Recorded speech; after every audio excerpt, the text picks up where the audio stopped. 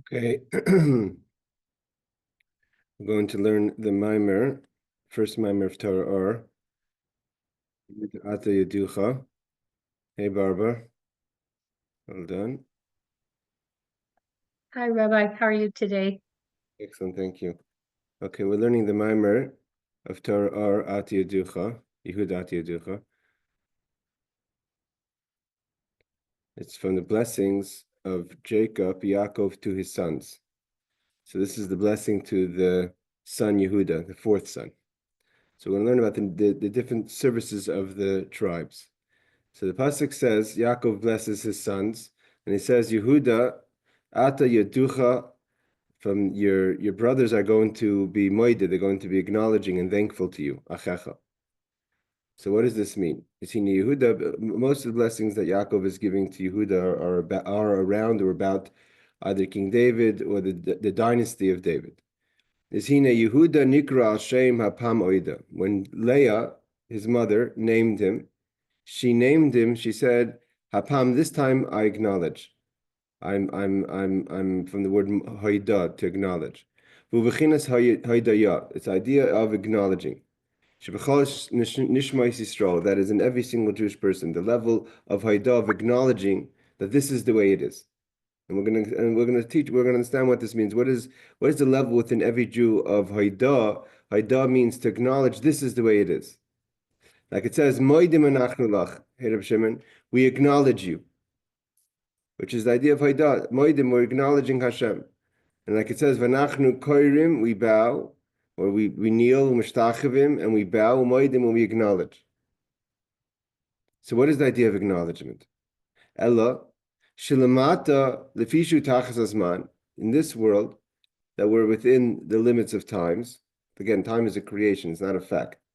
It means there's levels of godliness simultaneously that are beyond time. We're in the first paragraph on the right-hand side, Yehuda Yehudah.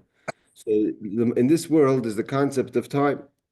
So therefore, when there's time, means there's before, present and future, past, present, and future. So therefore, Leah says, Nikra hapam oiden, now I acknowledge, because now is as opposed to something else. And we'll understand what that means. Shalei kol itim shavis, in our world, in our reality, in an honest evaluation, we don't have a consistency. Not all times are equal for many reasons. There's many reasons why things aren't equal, but that's just a fact. But by Hashem, above the levels of time, and as we go higher in the world's time changes. The world of formation has a different concept of time as our world, the world of creation. Like the famous idea that Baal Shem Tov says that a screenshot of life in Sefer Yetzirah, in the world of Yetzirah, could be 10 years in our world. But that's the way our souls, so our souls are saying, Leah is talking on behalf of every Jewish soul that says, Hapamoide, now I acknowledge, now as opposed to, not always, the lack of consistency. But but the way the Jewish people, their chaytzav, where their souls are originated from, beyond that level of time, we're beyond time. So therefore, there's not Hapamoida, that now I acknowledge God.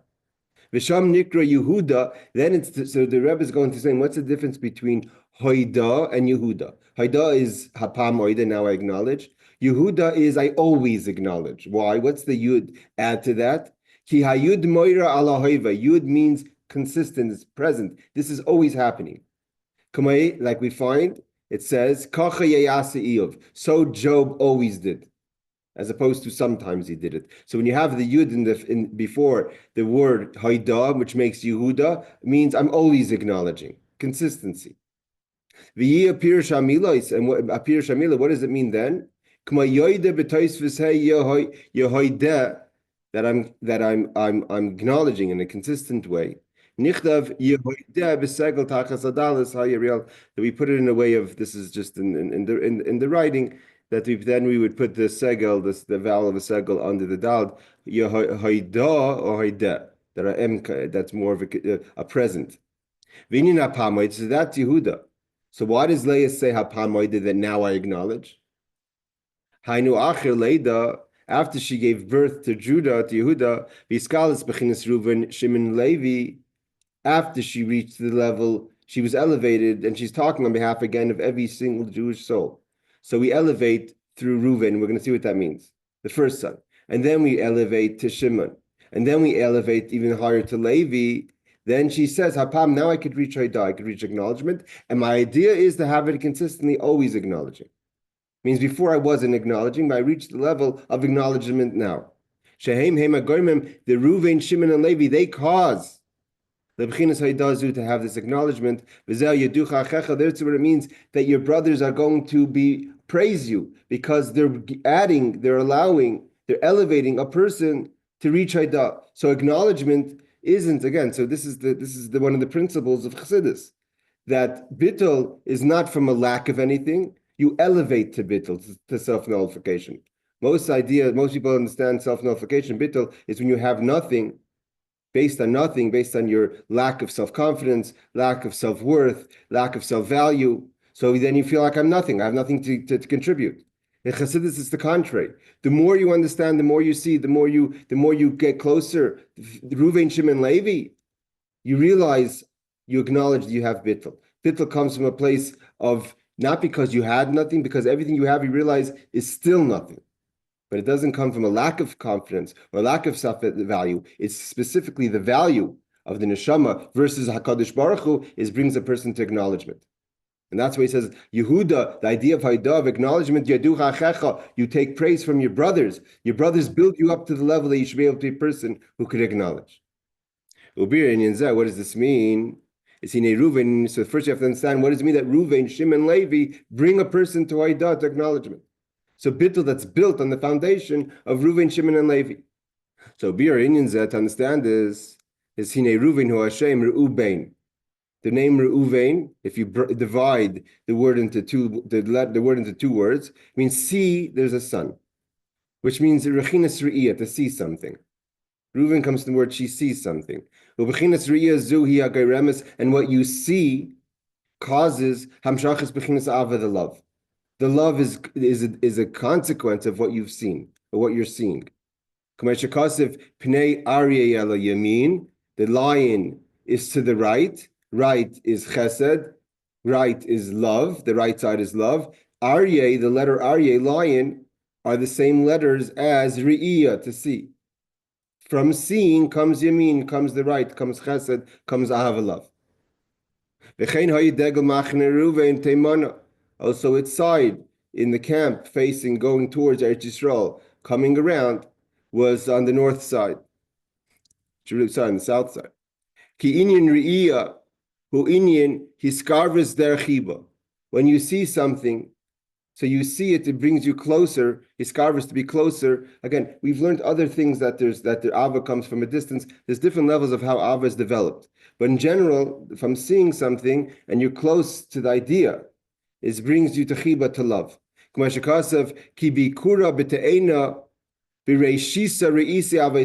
God is talking in Hosea about God's desire and love for the Jewish people. So he calls us like a bikura, like a first fruit of the fig.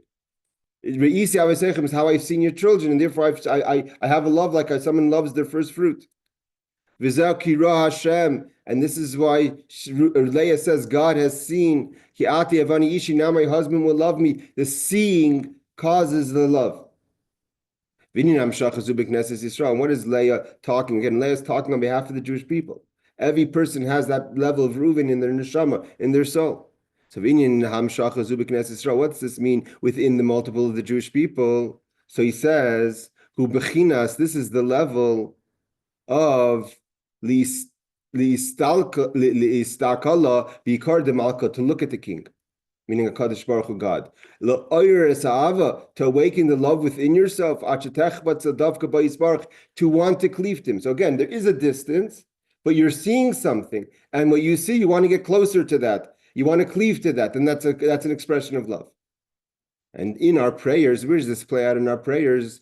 Therefore, tiknu b'psuki de zimra, when the rabbis instituted the prayers leading up to the Shema. So we started off with the songs, the parts of the Tehillim, and then we talk about the angels, Yotzer Or, after Baruch Hu, after Yishtabach, Koidim Krishma, before the saying of the Shema. Why do we say all those parts of the davening? That is the discussion of what we're seeing We're seeing creation. We're seeing the angels. We're seeing the angels' service of God is all. Why are we talking about these things? It's a way of seeing so we should be able to come the kiyum v'hafta be kriya shema, that we should love God when we say the Shema. We say Shema Yisrael Hashem Elokeinu Hashem Echad Baruch Shem, and then we say v'hafta, we love God. That the whole buildup is that through the riyah, through the description, such a visual in our minds, so we come to v'hafta, we love in the kriya shema. Ki ikar hakavana, because what is the whole idea? B'sipur shivcha shel makim, to talk about the greatness, to praise the Creator. It's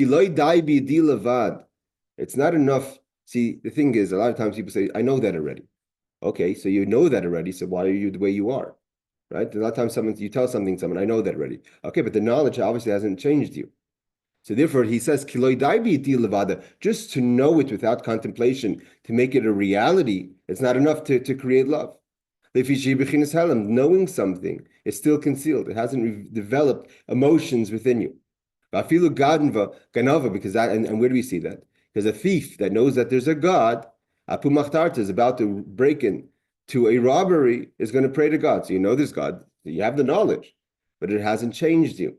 Therefore, it's not a contradiction in your mind to going into robbing. And like we've learned, it's not just a person standing outside a store about to go into the bank. Every time there's a contradiction, a stira within our lives, we're talking to God about things that are not kosher, not holy. Not that it means we're asking God for things that maybe are not appropriate. Is the same concept of the thief about to go into the bank. Therefore, knowing is not going to enough. Knowing alone is not going to bring to love. You must reveal that knowledge. It has to go from knowing yediyah to seeing. When you see it, it's alive. It takes on a dimension. To pay attention, to concentrate, and to look at the king. And how do we bring from yediyah, from knowledge, to re'iyah, to seeing? When we continue to praise God in the praying up to the Shema, and again, it's not enough just to say the words, but you must apply your mind how God is the King of all creation. Tens and tens of thousands, millions of different creations. And God really is only one in the singular. And the world hasn't changed anything about God.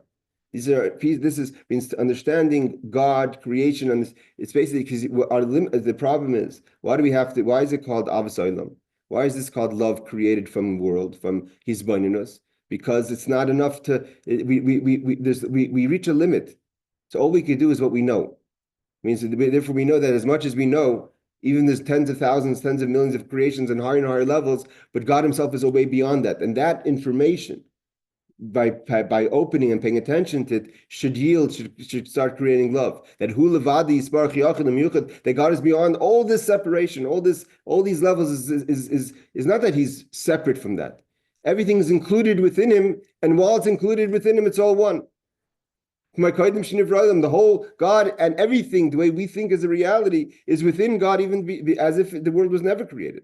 Like it says, Yachid, God is singular. He's still the life of the world, but He's above the world. He's Yachid.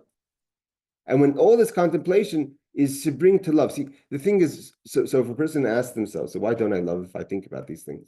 Why doesn't this piece of information mean, again, what the Alter Rebbe says is it has to go from yediyah to re'iyah, from knowledge, information to seeing. It's not enough just, again, to see those words either. You have to mamish feel it, because a person, if you really, really break it down and understand what is the definition of love, what defines, what makes you love anything, so then you would understand, and by really understanding what love is and why would you love anything, you would understand you would love the absoluteness of something.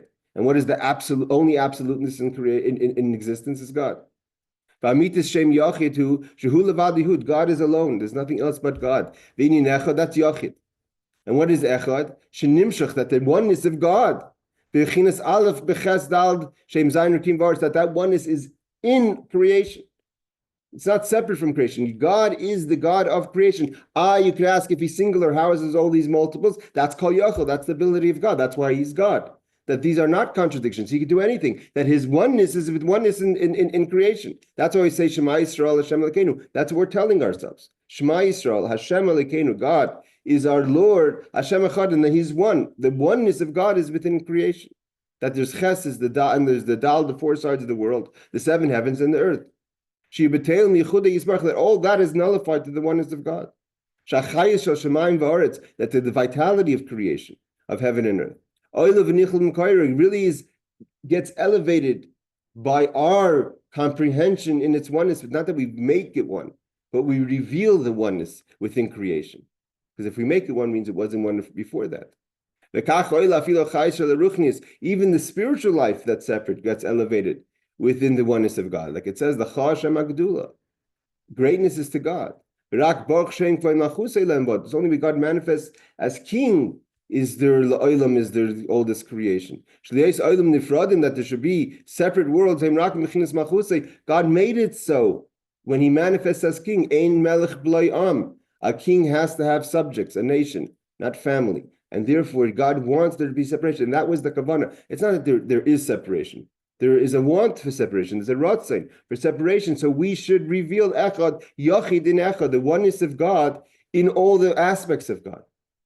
Like we say, we learned many times the difference, the levels of bitul hayesh and bitul ha'ayin, the nullification of the yesh of the something, and above that is the nullification of the ayin. The nullification of the yesh is the brothers, is the shvatim. The nullification of the ayin is going to be represented by Yehudah and Yosef. Again, this is not, okay, I've read it and I know this, now I know a little bit more information. You have to be yarich.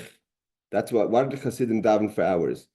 They weren't thinking about Baruch Aleinu or Shema Keleinu. They're trying to awaken Avos, Hashem, love for God.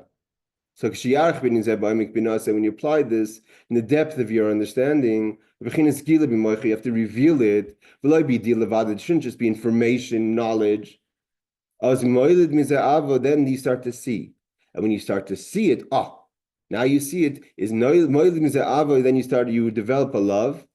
It's revealed in your heart, and now starts the effect. That you should have a yearning, that what does my heart desire and yearn for is Hashem.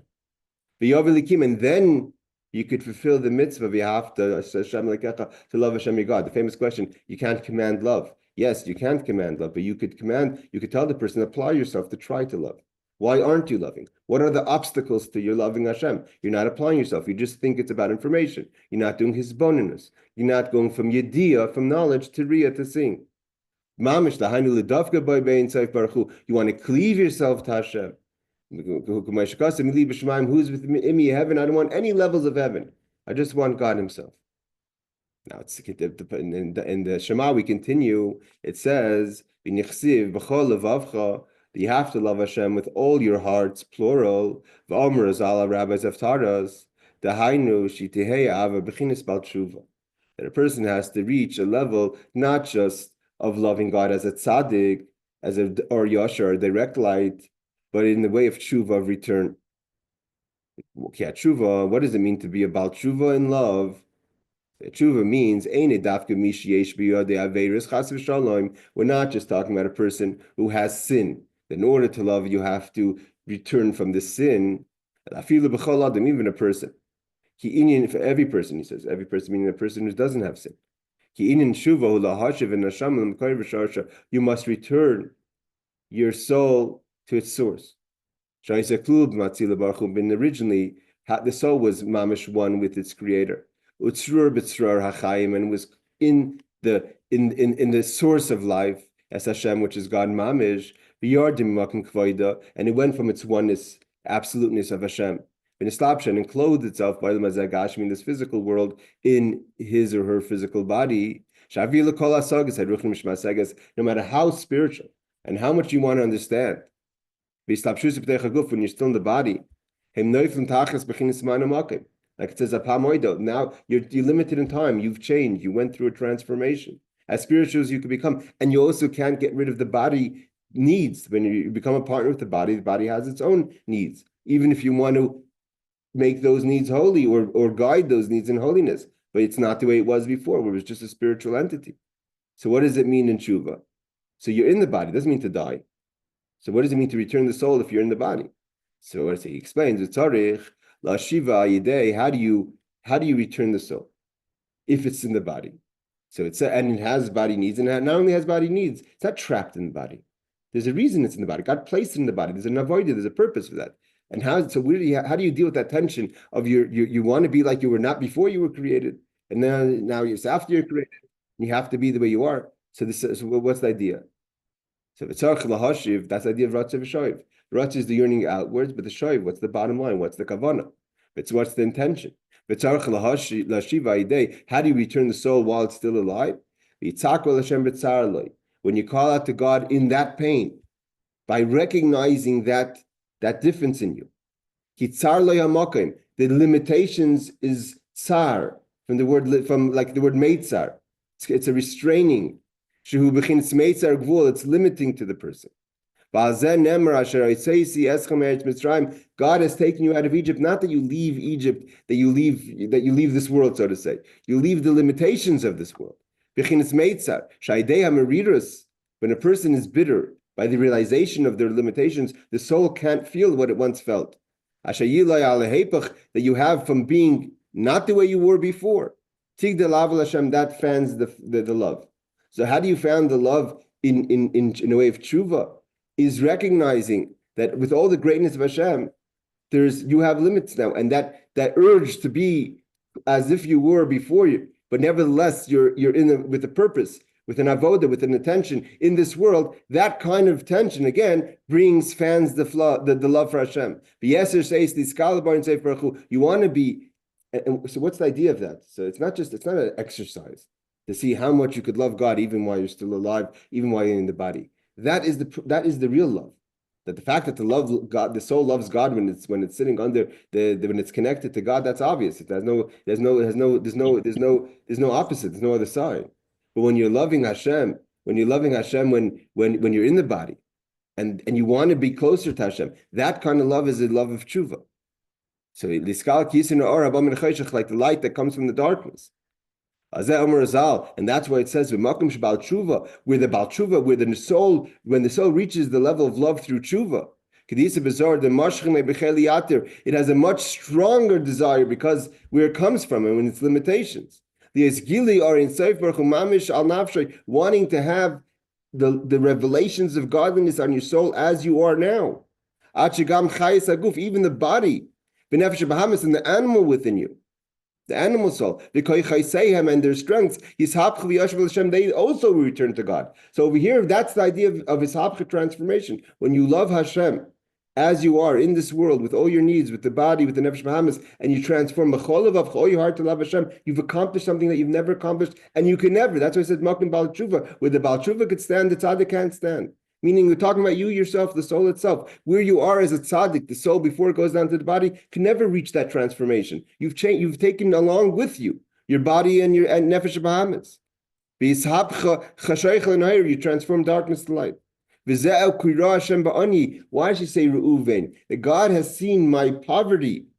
Be'ani from the word ani, meaning what's the poverty of? But the situation of how my soul is in its limitations, in its wants, in its needs of this world. Through my lowness and my bitterness, the bitterness of the soul should be that's awakened from our understanding of the situation. God loves that. And it awakens within God, Kamayim upon him.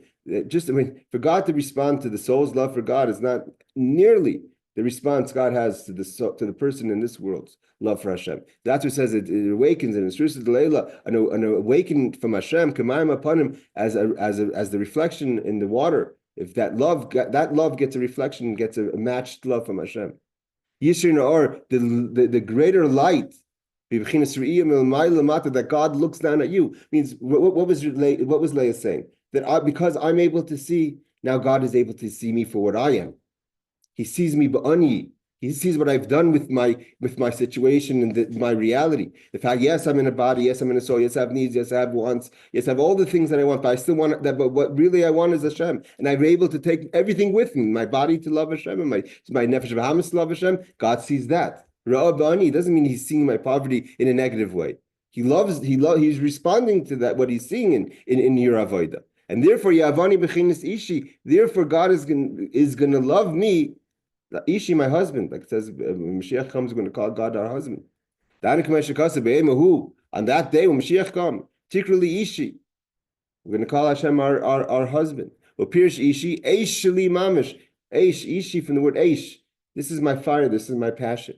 Starting from the desire that we have from below above. Bechinas. Bel Ishaich, Shukasech, that to my husband, we desire Hashem. Shua Eishli, because he's my fire. Then that will become one with the infinite light Baruch Hu Mamish. And that's really the purpose of creation. At Jehu Yeh Ishi Eishli Mamish, then it's one fire. The fire we have for Hashem and the fire Hashem has for us. He's in a hagas from the right side. Hugging and becoming one. With this love and this yearning that we have for Hashem and Hashem for us. That's why when Mashiach comes, it's going to go from the level of engagement. Right? Engagement is you're engaged to be married, but you're not married. And when Mashiach comes, it's going to be a marriage, the unification, become one. That's the name Reuven. We didn't even get to Shimon Levi. We're not even holding Yehudah. That's the first level of Shema. That's coming from the yearning. Parsha Shnia, that's the first name. This comes the second name. The second part of the Shema, the V'hayim Shemaya. Shema, that's what we say, V'hayim Shemaya, and you will listen. U'bechinas Shimon. Shimon is listening.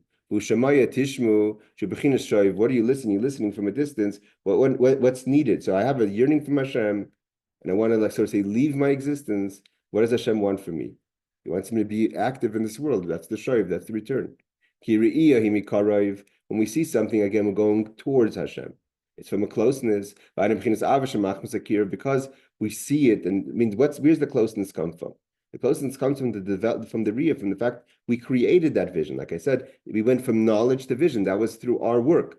And therefore, that's creating a closeness that brings the love. When you listen to something, technically you listen to something, you didn't see it. It's mirachik, it's from a distance. Someone tells you, you heard about it. And that's why also you hear much further than you could see. And when you hear something because you didn't see it, it's coming from a distance, that develops the level of fear. Or awe. When I heard, I was fearful. Fear comes from distance. Comes from the left side, from the pushing away. There's a fearfulness of disconnect. What does this mean in avodah? What does it mean in distance? So the person says to himself or herself, you push yourself sometimes down to say, me who am I? Who am I to get close to God? I know who I am. I want to love God. What have I done yesterday? What am I doing tomorrow? Who am I to come close to love God? As I people love you, but you start feeling a fear in your heart. When the people saw Vayanu and they start they start to shake from a distance. Because they got scared, it made them go mirachik, it made them go distant. From the level of seeing to the level of listening. And like it says also in the pasuk, if you start feeling a rutz into God, shuv lechad, you have to return. Returning means is go do what your void is here, not going up towards God. That's the tension. But rutz of a shoiv. That's the second level of the Kriya Shema. Shehu bechinas yira, which describes the level and elevates the person to the level of fear. And like we talk about the idea of Hishamru, we have to watch, and pen yifta things are, we're talking about fearful ideas in the second part of the Shema. Like it says, Kishama Hashem kisnu anoichi, and that's why Leah says then that God heard that I'm hated. So she starts off saying that I love, but then she says, 1 second, talking on behalf of the souls of the Jewish people, but who am I really? Who am I kidding here? Who am I to love? Snu anoichi, I'm hated. Gini nivza be'ein of nimois. When a person in a self-evaluation, not in a way of depression, but just in a calculation of my life, You become nimais, you become disgusted a bit with the choices you've made. The Hein Shaideser still Tata, Mashinechsha Ve'enav Lisnua, when a person awakens within themselves an evaluation that brings out a feeling that there's a hate there. Hate to al small doicha. Nimshach lisas rusad leila kisham Hashem, then God listens. So when you're listening, if you're in the place of yira, the place of bittul, because we're not holding the level of bittul of Yehuda, but the bittul, the distance, because of the choices of the things, the way you've lived. It's listening from a distance. That brings down God's fear. Now we've learned in many of the Memorim of the Torah Or and the Kutei Torah that the idea of projecting the Ava, even though Ava seemingly is much greater, to see is greater, because you're loving, going towards God, but you're projecting towards God. And when you project towards God, God has to go in to make His love matches you. But when you're going inwards, when you're going into a level of Shmiya, you're going to a level of Mi'anechi, who am I? So then in that place, the level of fear that we get from Hashem is limitless, because then God can express Himself. That's the two names of Hashem. First you have Chesed, then you have Gevura. Hashem is Mem Beis, V'ayim Beis, the different ways we spell the name Yud Kei Vav Kei, whether it's the number value 42 or the number of 72. It depends. Yud Hey Vav Hey. You could say Yud Vav Daled is 10, and Hey could be Hey Yud Yud. So there's a way you would spell out the pronunciation of the letters. It could be a number value 42 of 72. Al-Shu is Galus, but it's not in a way that it's only Yira. It has to be a togetherness, that the Yira has and the fear has in it love, and the love has in it fear. That's the world of Tikkun. The world of Tikkun is that all the midas work together. Kishma Chesed Ava Reuven Kol Gamke Migvura. There has to be a level of discipline, Gvura, within the love, and there has to be a little of love, like it says, Rab Ani. You saw my poverty, so that's Gvura. Not just I'm loving. You're loving because you've seen my humbleness. Yira also has to have love in it. Just fear without love is not good either. He doesn't go long into the description of Shimon. In general, we know that this is the way it has to be, because the naming doesn't make sense, right? Shimon should have been the first name, first hating and then love. But the idea is because this is the love, this is the fear that comes after the love. I started off with this loving Hashem, I started thinking, then I said, 1 second, who am I? And then he continues, but what's emes v'yatziv? What do we say after the Shema? We say emes, this is the truth. V'yatziv from the word nitzav, you're standing strong. Nechmad v'noim v'noira, all these were describing pleasantness. Hadavar azalein, what is this thing? Levi, that's Levi. Is he love ishi elai, that my husband is going to accompany me, notwithstanding. So the love and the fear are extreme emotions. What's the balance? The balance starts with Levi. That's left and the right and together. There has to be the left side that's under my head. That's the level small deicha. That's that level that we said, that's the level of the left side that is from fearful, that's pushing away. But that itself elevates the person. At the same time, we have to have the right hand hugging. Yamin Mikarevis, the right hand that encourages. What is the ability to be able to have this balance is through Torah. The Rebbe is going to explain in a second what this means. Because Torah comes from such a high place. See the challenge with Reuven and Levi Reuven and Shimon is that as much as we're describing, I see and I hear, I love and I fear, it's all, what do we talk? We're talking about me. I love, I fear, right? So, but we haven't included any other parts. Levi starts to include Torah. He tells you that the Torah is it's such a great concept that comes into mundane physical laws. Like water that goes from a high place. What does this mean in my avodah? This is what a person has to pay attention to.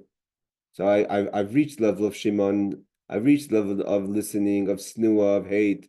Is emes she'ein ani roim mitzad atzmi lalis iskal bar Hashem. Yes, the person says, I may not be ready to go and be included, become one with God, like Reuven. Yes, I have a lot to answer for. I have a lot of contradictions in my life. To be able to return my soul the way it was before it came down here. Yes, I understand that. To become one with the Creator. Who could go up the mountain of God? Nevertheless, the person says, godliness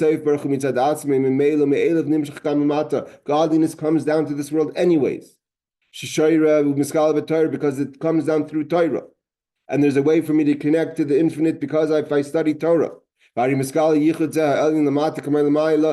the oneness of God that I want to connect to where I was before, I could connect here through Torah. If that's the case, when I study Torah, yes, so I may not be worthy, but I could stand there and I could learn Torah and I could connect to God in a way of Torah because the Torah, it has within it the consistency and the essence of God. Therefore, if a person starts running in their heart, which is the Ratzin, the Shima, the Ruvain, and then I have Shuv, I have to go down to this world, and that's the level of Shimon, but you don't stop there, you don't run away. Shuv le'echad, go to the one. And what is that one? That's Torah. Even when I go down to this world, I'm still connected to the oneness of God. That's what it means that when she had Levi, my husband will accompany notwithstanding of everything. He'll be with me because we study Torah. Through the Torah, the infinite light comes down to this world. What does it mean? Emes, it's truth, viatziv, and strong. We're able to bring this idea down through our fathers and through the people that before us. We're able to bring down the truth. That the way we're able to bring down the infinite light through Torah. Yes, maybe me alone, on my own, I'm not perfect. And on my own, maybe I don't have me, Bar Hashem, who could go up on the mountain of God. But I can learn Torah. That's why it says, no matter what situation a person is in life, you always learn Torah, because through the Torah you can connect to Hashem. So all these things he says, that's still only the way things are in the world. We're talking limitations. We haven't gotten out of our limitations. We see, we hear, we get close, we get far. We're all talking about ourselves. Then we figure out a method through Torah. We're connecting through God in the limitations as God fills the world. Starting off with Ruvain, which to awaken the love. To have the yearning towards Hashem. And to have a yearning to become one with our Creator, like we said before. This means you want to be one, but you're not one yet. So therefore, we're saying that's the Reuven. Reuven is you want to become one. We haven't yet connected and become one with the infinite light the way it is outside the world. Skip the parentheses. All the levels Shimon also. I'm far from Hashem the way He is in this world. It's all the way Hashem is within the world. Well, what's Yehudah do? Yehudah through bittul. That's what I'm saying before. The true level of Yehudah, bittul, is not a weakness. It's not a nothing. You elevate to bittul. You have to be able to reach bittul. That's why Yehudah, the whole idea is that he says only after Shimon Levi Yehudah could you get to. Only after Reuven Shimon Levi could you get to Yehudah. You don't start off. You can't just walk into Shon Sei Shmona Esrei, which is Yehudah. You have to build it. You have to get there. Bittul is an accomplishment. It's not a result. Avol b'chinas Yehudah, shu b'chinas Haidav, then I acknowledge God. Who b'chinas bittul v'yiskalas bar and seif mamash and seif kalam. That's the nullification at the infinite of Hashem. This is after the Shema, the bowing. The bowing is a representative of my bittul, my self-nullification, my acknowledgement of God. That's why Shemona Esrei is quiet, humble. You're reaching outside. When you're making noise, one of the things of making noise is that, yes, you may be making noise, but also when you're making noise, it's defined. How much noise are you making? When you're quiet, then there's no limits. Quiet is also is a strength. It's not a weakness. So therefore, it's to go out of the world. The way above the chain of creation. Out of any level of bringing down within the space. It's not about love. Love is all about me. I love. I'm here. God's there. It's all within the space. Totally self-nullification. To be totally given over to within your father. As if I'm nothing. That's why the bowing is. As a person would bow to the king. And that's why the king would bow, would never get up. When we bow and move up. Because we're not such a Metzias. The king would bow and not get up. The king of Yehuda. How do you reach self-nullification? Yehuda. That your mamish ata you in front of God as if that's your reality. That has to come on the backs of your brothers. First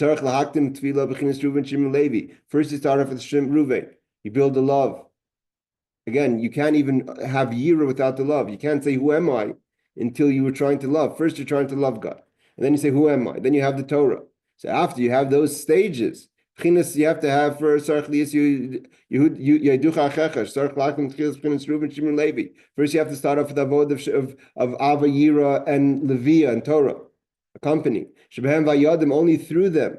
Can you reach the level of acknowledgement? Can you elevate yourself to be able to be bottled really? If a person, he or she was going to try to jump into bittul without going through the stages of Reuven, Shimon, and Levi, it's not a real bittul. You're not going to get to Yehuda. Because it's not just it's not bittul that I'm nothing. I'm nothing because I become totally one with God. It's galus means to become inclusive. Bechinas gili, a total level of revelation. El bechinas helam amakiv. It's going to be just totally concealed. Therefore, a person can't just start davening. You have to first reach. You have to start from the beginning. Going to the mikvah, dav, giving tzedakah, learning chassidus, starting with Psukei de Zimra, then you're reaching up to Torah Or, then you say Krishma, and then you can start davening. Shemona Esrei. This is what it means that the end is connected to the beginning. The end of Yehuda, the bittul that seemingly is nothing, it's an accomplishment. That's the beginning. That's the original thought. But you have to reach that level. And when a person gets to that level of bittul, you're going to be able to have your hand on the neck of your enemy. What does that mean? What is the enemy within the person, not from the outside? So, hey, what is the enemy? Hey, the enemy is the wants and needs of the physicality. Not that you don't have to have things. It's not about fasting or hurting yourself, God forbid. You need these things. They have to become oirif, back, the back of the neck. They're not panim. They're not the face things. They're not the panemius. They're not the real. They're just a setting. They're a chitzonius. They're an external. You eat so you could daven. You sleep. You're building. I mean, these are things. You have a nice home so you can do mitzvahs in them. I mean, what is your focus? What is your drive? What is your ikr and what is your tafel? What is your main and what is your secondary? Bechinas panim. What is pneumis? That's panim. What does it mean to define something pneumis that you do with real heart and soul? Bechinas oirif, and what is the neck? Bechinas acharayim. It's like the back command the shadi basa kasafi, like someone throws it over something, gives something from you over the shoulder. As if you're forced. Means the needs of this world should be secondary. It's not a pneumis. It's not the essentials of your life. What does it mean your hand is on the neck of your enemy? The yud. Don't call it your hands, but the yud. It's like the right hand is to bring back. Like the right hand that goes down in the way of chesed for good things. That they saw the great hand of Hashem, that He did in Mitzrayim to our limitations. The idea of the right hand meaning to use things in a positive way for Torah things. The idea of the Yud is the beginning of a letter. Most letters start with the Yud. The Yud turns into Vav. Vav is Hamshacha, to bring down. So the idea is Yadcha, the Yuds should be extended in a positive way. Here he gets a little bit cryptic. This idea that a person has to get involved in back things that are mundane. Is as if you're forced to do them. Who's to blame? Who's to blame that I need to eat? Right? You can't get angry at anyone. You have to eat because God decided you have to eat. That's how He made you. And any other anxiety that you have, any other worry that you have, any other thing that's taking up time in your head or in your physical calendar, it's because Hashem wants it to be that way. So you're not angry at anything. It's a question of how you view these situations. God put you in these situations and made these needs within you, and whether it's constant needs or once in a while needs, in order for you to transform and make those holy experiences. Why do you eat so you could daven better? You sleep so you're rested better. You work so you have money to live a life of Torah mitzvahs. The challenge is, don't make these secondary things primary things. What does it mean to have your yud on the neck? So he says, Yehudah, when you have acknowledgement that a bittul, self-nullification, is the tool to be able to have focus of what is considered oirif and what is considered panim, what is the back, what is the front. Hashavu mashva, that is able to be equalized. And then darkness is not dark. When you have bittul, it's not about you. So then your experiences that you have, everything is part of avodas Hashem, but you have to stay focused. Because and darkness is like light. Gashmius v'ruchnis shavim. Then physical is not a bad thing, as long as it's not upon him. As long as it doesn't take its own life force. As long as it's about enhancing your avodas Hashem, that comes through bittul. That's why Rabbeinu Kaddish, right? Rabbeinu Kaddish had everything. He was as rich as Caesar. It says his table had the same foods that it had on Caesar's table. And when he would die, he was able to testify that he never took pleasure in this world. Because it wasn't mean he never took pleasure in this world. Of course he ate, he did things. But it wasn't about doing things. He didn't take pleasure for the sake of the pleasure. Everything was made by God. Even the physical is made by God. Anything that you have in this world, physical, whether it's eating or other physical needs, to Hashem, it's all holiness. The choice is but how we view it, and to make sure that we should have it equal, that it's all one in a way of serving Hashem. Even Chachma of Torah is Gashmis by Hashem. This is the uniqueness of Yehudah that no one else has. Everyone else is struggling with something. Reuven says, I'm seeing something, I'm far. Look at my poverty. Shimon is saying, I look at myself, I'm negative on myself. Levi's taking a ride with Torah. Yehudah is so flexible because of his bittul. His bittul allows him to equalize everything. He's so focused because he doesn't, as long as you rid yourself of a self-agenda, as long as you rid yourself of your own needs for the sake of self, get rid of the yesh of yourself, you're so flat, then just like for God, physical and spiritual is the same, for you also the physical and the spiritual is the same. This is what it says Yehudah. By through acknowledgement, that's what I'm saying. Bittul is not just something. You can't just walk into Shemona Esrei. You have to build up to that. It's an avoid. You have to reach that level. When you're able to reveal that, and that's why Shemona Esrei is about physical things. Shema Yisrael up into the Shemona Esrei, we're talking about godly things, and in our highest moment, we start talking about material things. Bless us, heal us, all the things. How could it be that's a contradiction? But that's the whole point, because Yehudah is able to equalize it, that our material things are holy things. We're able to reveal that in our davening, that he's able to hold his hand on the neck to keep things in focus. So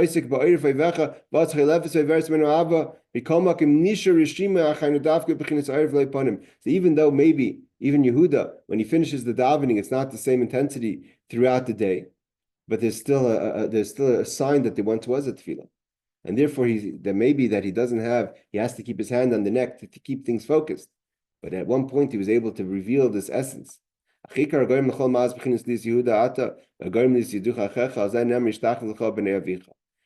get that level? How is he really able to take that whole process of Reuven, Shimon, Levi and get to Yehudah?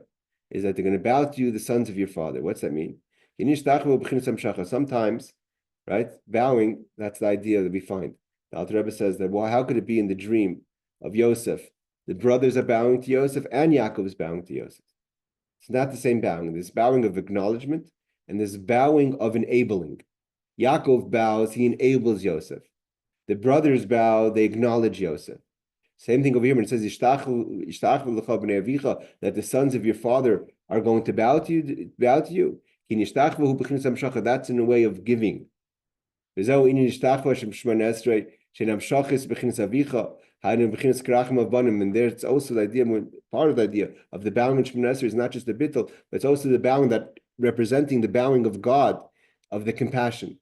That what it enables us to reach bittul is not only because we've reached it in our own achievement, but God has Rahman's compassion on us. B'nei Avicha, the compassion is the main ingredient.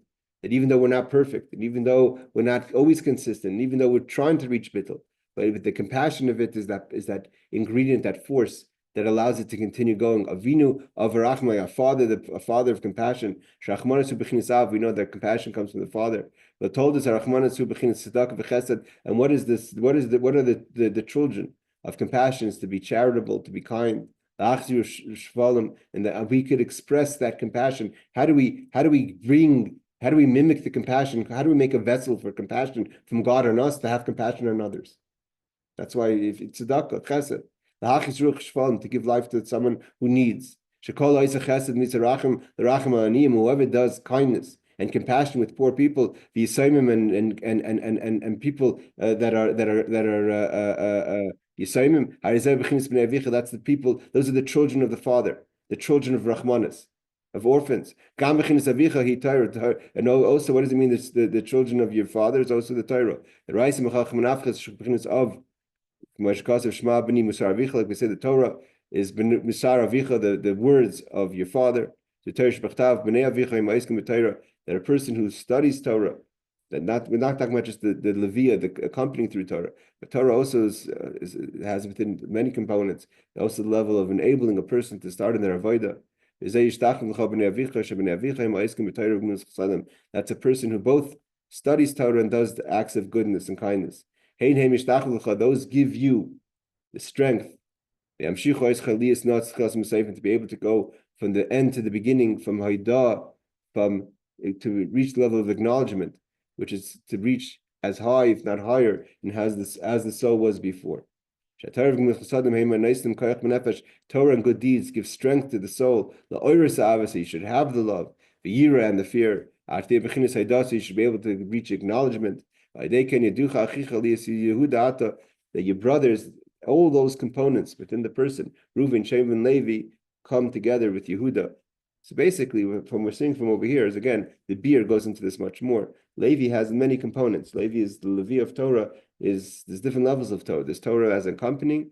I would say that God learns Torah 2 times a day. He learns Torah in the morning. He learns Torah the way God learns Torah alone. The way God learns Torah with Chavrusa, with the Jewish people when we learn Torah.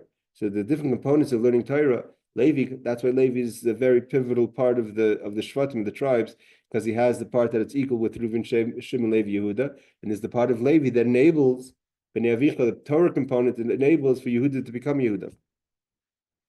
All right, everyone, thank you so much, and a happy end of Hey Tevis, and we should be Zoicha to all these levels. It's avoid, it's hard work, but this is the idea of Chassidus. Laila Tov, take care, everyone. Thanks for joining. Thank you, Rabbi.